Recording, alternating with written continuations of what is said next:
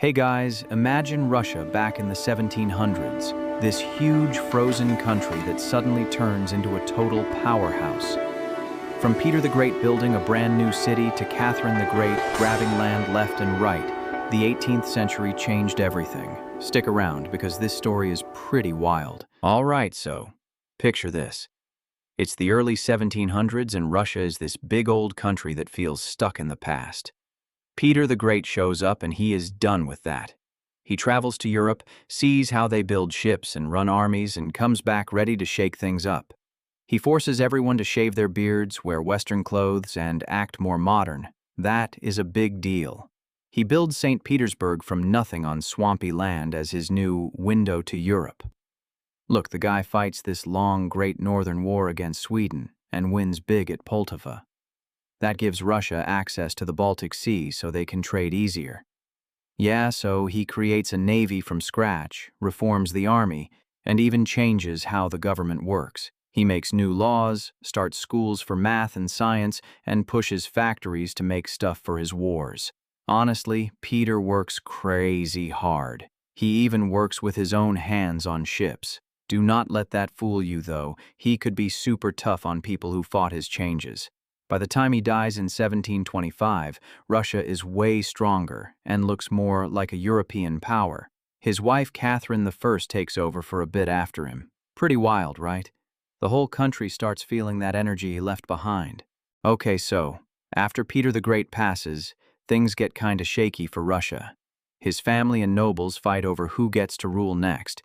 You have short reigns like Catherine I, then young Peter II, and Anna, who brings in some German advisors.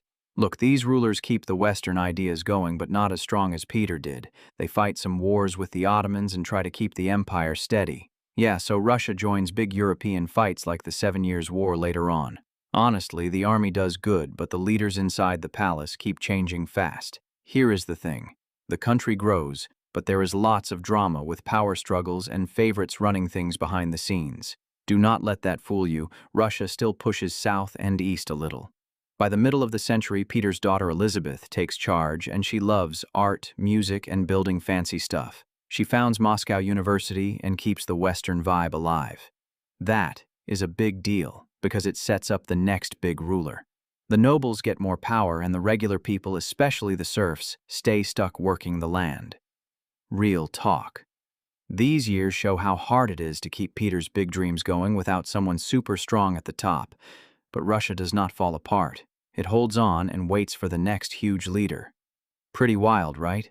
Yeah, so now we get to one of the coolest parts, Catherine the Great. She starts as a German princess who marries the heir to the Russian throne. Her husband Peter III is kinda weird and hates Russia, so she and some guards do a coup and kick him out. All right, so in 1762, she becomes the boss. Look, she is smart as heck and loves Enlightenment ideas from Europe. She writes letters to thinkers like Voltaire and tries to make Russia better. Here is the thing. She reorganizes the government, updates laws, and builds schools and hospitals. Honestly, she expands the empire like crazy by fighting the Ottomans and grabbing Crimea plus big chunks of Poland in partitions. That is a big deal. Do not let that fool you, though. She talks a lot about freedom but keeps serfdom strong because the nobles support her. She puts down a huge peasant rebellion led by Pugachev really hard. Yeah, her army wins tons of battles and Russia becomes even bigger. Catherine loves art, so she collects paintings and builds fancy palaces. Real talk, she rules for over 30 years and turns Russia into a true European player. She even helps settle new lands and boost education for some folks. Pretty wild, right? A foreign-born woman running the show and making Russia stronger than ever. So here is the thing. During Catherine's long rule, Russia feels alive with new ideas and power. She fights more wars, grows the territory way out, and makes the country richer through trade. All right, so the nobles live fancy lives while most people work the fields as serfs.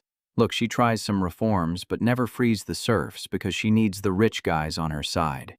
Yeah, Russia joins coalitions against other powers and keeps expanding south toward the Black Sea. Honestly, her time is called a golden age for culture. Theaters, books, and science get big support. Do not let that fool you. There is still lots of tough stuff like rebellions and harsh punishments. By the 1790s, Catherine gets older and her son Paul I waits in the wings. When she dies in 1796, Paul takes over and he is different. He undoes some of her stuff, makes the army march like Prussians, and tries to control everything tightly. Real talk. His short rule until 1801 is full of weird rules, and he gets killed in another palace coup. That wraps up the 1700s with Russia way bigger, stronger, and more connected to Europe than when the century started. That is a big deal. The country has new cities, better armies, and tons of land. But the old problems with serfs and absolute power stay around. Pretty wild, right? The 18th century basically turns Russia into the empire everyone has to watch.